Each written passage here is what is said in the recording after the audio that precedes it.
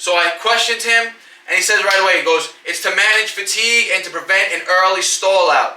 So that's the problem that I've always had with myself, right? I'm just killing time, waiting. I'm just killing time. This whole time. Play this at my funeral. I don't need no more than I already Easy. got. How many issues I'm swimming through, fishing around for the truth. This is living proof. Now I don't swim, but What's going on, YouTube? You're back with the Prez. We're in the garage gym today. And if you guys watched the previous two videos, you guys would know that I recently transitioned over from a more high volume, lower intensity phase of training where everything was a lot of reps and sets, supersetting, like I said, very high volume, working with lower loads. Now I'm transitioning into a more strength-based phase where I'm going to be focusing on just building up maximal strength and weighted pull-ups, weighted dips, squats, and an overhead pressing movement. Pretty much either overhead barbell military presses or handstand push-ups. Those are going to be my two main movements. But it's going to be very simple. All compound movement training over these next few months with the goal of getting stronger. Remember, the stronger you are, like I've said many times, the more you can rep at a given weight. So if I get strong at doing 100-pound pull-ups, if I try to do 45-pound pull-ups, I will be able to do more repetitions with that 45 because I'm stronger with heavier intensities, right? So everything translates over to each other, right? And remember, if you're in a specific phase of training for, let's just say, 2 to 3 months, your body starts to adapt to it. So over the summer, that's when I was in that higher volume, lower intensity phase of training. I saw great results. But after your body gets used to it after 2 or 3 months, the best thing you can do to initiate another stimulus for your body to grow again is to switch up the training routine, right? And give it a new intent or new purpose during your training session. So we're now on a strength-based phase for the next 2 to 3 months. And I'm going to let you guys know I actually went outside and hired a coach for myself, right? You guys know I'm a personal trainer, but it's always been a downfall of mine when it comes to building strength, that I always try to do too much too fast and I always hit a plateau. So I look for some outside help. Maybe some of you guys have heard of this guy before, mathewzlat, Z-L-A-T. I hope I'm saying his name right. He's a cat from Russia, but he holds numerous street lifting titles. He max weighted dips at over 250 pounds, max weighted pull-ups over 220 pounds. So for somebody to pull and push that much external weight and have records to prove it, that's somebody you could learn from, right? So I hired him. I actually paid him for 3 months up front of coaching. So I'm going to be following his exact program for the next 3 months. And he's the one who told me to do those 6-rep max tests that you saw on the previous videos. So today's going to be a full body workout, pull, weighted dips, overhead pressing, and squats. Let's get to it. Alright guys, so the program that I was sent specifically, so today's day 1. Like I said, everything now is going to be full body, and we're always going to be focusing on weighted pull-ups, weighted dips, overhead pressing, and squats. Very simple, straight to the point, right guys? You guys want to get good at something, you guys got to practice that specifically, right?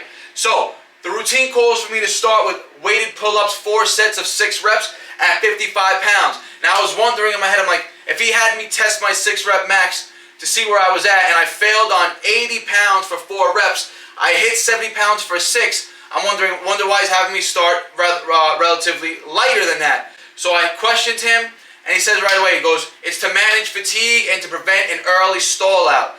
So that's the problem that I've always had with myself, right? Like I said in the previous video when I was testing the 6-rep max weighted pull-up and failed on 80, I told you guys, all right, now the goal is for me to get stronger at 80 pounds. So if I would have went into this next workout and tried pulling again for 80 pounds, that's setting my body up to overtrain and fatigue because it's too heavy of a load at the moment. So he wants me to start off relatively low so I could linearly progress week to week. So 55 pounds for 6 reps should be more than doable. I'm training with Jamie today, so we're going to be alternating sets. I'm going to try to keep the rest periods no longer than 2 to 2.5 minutes here. So I think this 55 pounds should be relatively moderate. Not that I'm underestimating it. I'm going to follow the plan to the T like he said. So routine 1, weighted pull-ups, 4 sets of 6 with 55 pounds. Let's get it.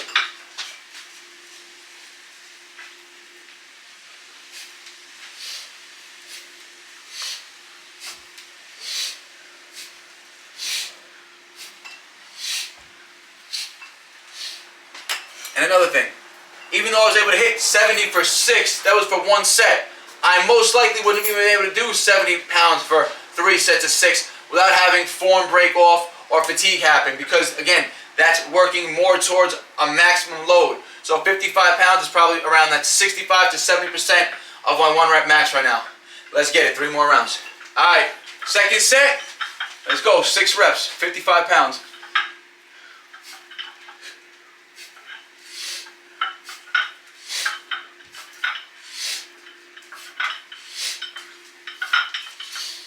And look, I ain't even in front. The 55 pounds for the 6 reps is not easy on the second set. So if I would have went for 70 pounds, 100% I already know, definitely would have failed at it. So that's my problem. Programming for myself when it comes to trying to get stronger. I always try to do too much and overtrain and also plateau because I try to hit too heavy weights too fast on in the session. So perfect starting weight, 55 pounds, 2 more sets, let's go. And as you can see from this angle, the right arm is almost getting full extension at the elbow at lockout. That's been a problem for the last couple of months. My physical therapist recommended I go back to heavy weight training to hopefully help elongate the elbow now that it's been pain-free. Alright guys, last set of weighted pull-ups. We got 6 more reps with 55 pounds. And like I said, after set 2, it's a perfect number right now for me to start at because reps 5 and 6, especially on that last set of set 3, they're getting tough. So 4th set, let's make it the best set. 6 clean reps, let's go.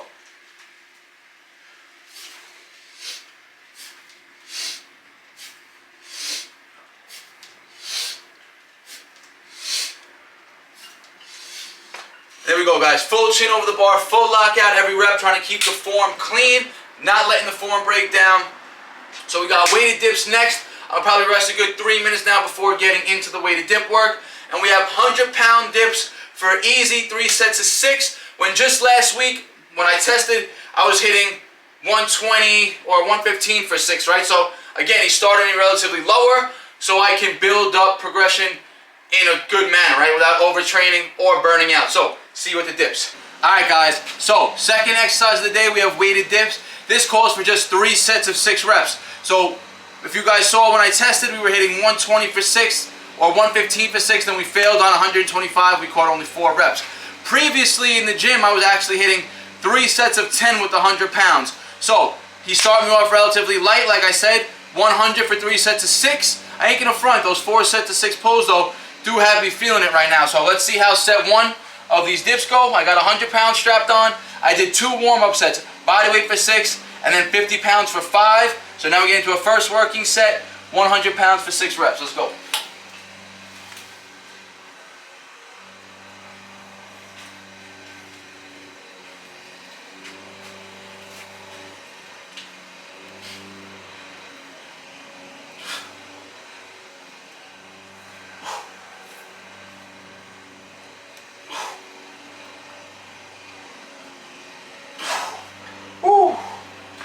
Definitely a tough set, tougher than I thought it was going to be. I may still have a little bit of fatigue built in the body from the test day, which was 3 days ago. So we're getting this workout done on Thursday. We did the test sets on Monday. So I had about 72 hours in between the workouts, but those test sets really did fry my body. I was extremely sore because we ended up basically going to failure on everything. So I'll rest a good 3 minutes now, 2 more sets, let's get it. All right guys, second set, 100 pounds, 6 reps, let's go.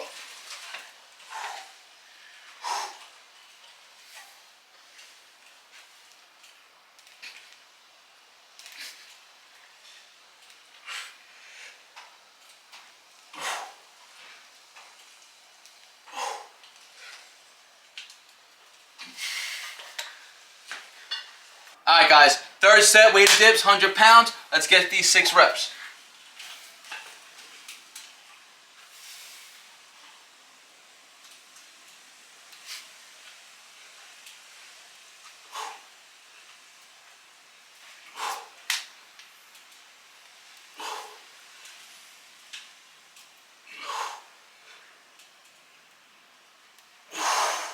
Alright, so you can see another perfect weight to start at because even though 2 weeks ago in the gym I hit 3 sets of 10 with 100 pounds for dips, it absolutely fried me. I was sore for like 3 days afterwards. And this right now alone, it was tough, right? You saw I was struggling on that 5th and 6th rep on every set pretty much. So a perfect weight to start at. Now you're going to see how I'm going to be progressively overloading from session to session when I'm getting outside coaching, right? So I have no control of what I'm going to be doing next week. I have no clue what numbers you're going to have me work at. But we got more work to do in this session. We got overhead presses and squats. Let's go. Alright guys, so weighted pull-up work is done. Weighted dip work is done. I hit all the required numbers. Even though I underestimated it, it was a perfect number and perfect way for me to start after those two exercises. So now the third exercise of the day, where I get to alternate from session to session, is an overhead pressing movement. So today, we're going to actually go for barbell overhead presses as opposed to handstand work, just because I feel like those two sets shock my body a little much, and handstand's a skill. Remember, it's more of a skill movement where I really got to focus on balance and alignment. So I'm going to go to a barbell overhead press, and the program calls for 2 sets of 8 repetitions of an RPE of about 7 to 8. What an RPE means is rate of perceived exertion. So you call an exercise that's an RPE of 7 to 8. Typically that means that you're going to stop the set short of 3 reps before failure, right? So an RPE of 10 would be you hit a max out and you went to failure pretty much. So an RPE of 7 would be, let's say I could do 100 pounds for 10 reps. I would stop at 7 reps for an RPE of 7. Nothing too exhausting. You want to save room in the tank for the next set. So typically when I'm doing overhead presses, I like to go heavy and like to build strength. And I typically would start at like 135, right? So what's he have me starting at? He told me to pick the weight. So I did a warm-up set, and the warm-up set was feeling heavier than normal. So we're just gonna go 100 pounds for these 2 sets, 100 pounds of 8 reps. So let's go.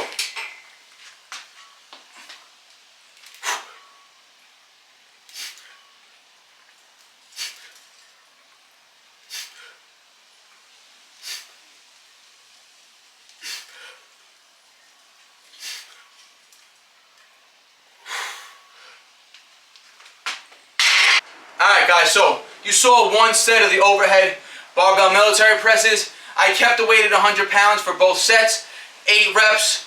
On the second set, trust me, that was exactly an RPE of 8. So like I said, RPE refers to keeping reps in reserve. It stands for rate of perceived exertion. So if you call something RPE 10, that means you basically went all out almost till failure. It doesn't have to always correlate to reps, right? 10 reps doesn't always have to equal an RPE of 10. If you're doing a 1 rep max, that's going to be an RPE of 10 because it's your max weight, right? You can only do it for 1 rep. So if I could typically do something for 10 reps, then falling at an RPE of 7 or 8 would require me to do 7 or 8 reps of a weight that I could do 10 reps with, right? So I chose 100 pounds and did both sets of 8, and it literally was an RPE of 8. 2 more in the tank and I would have hit failure. So the rest of the program calls for 3 sets of squats, 3 sets of 5 repetitions. Now typically, you guys know, and I would think for myself, squatting has always been pretty much my strongest movement. I program squats the best when it comes to my training, just for the fact that I literally only train them 2 times a week, and I'm very regimented with it, right? I do a strength day and then more of a high volume day, right? And they really play off each other. And I just recently, when I tested my 6 rep max for my current coach, I hit 270 for 6, which was a PR, and that 6 rep alone fried my legs for a good 2-3 days again. So he's starting the workout off today, and he calls for 3 sets of 5 at 200 pounds, going as low as possible. I'm going to put 205 on just because it's easier to put a 45 and a 35 instead of racking all the weights to 200. So we're going to start at 205, 3 sets of 5 reps. I'm only going to film the first set for you guys. Let's get it.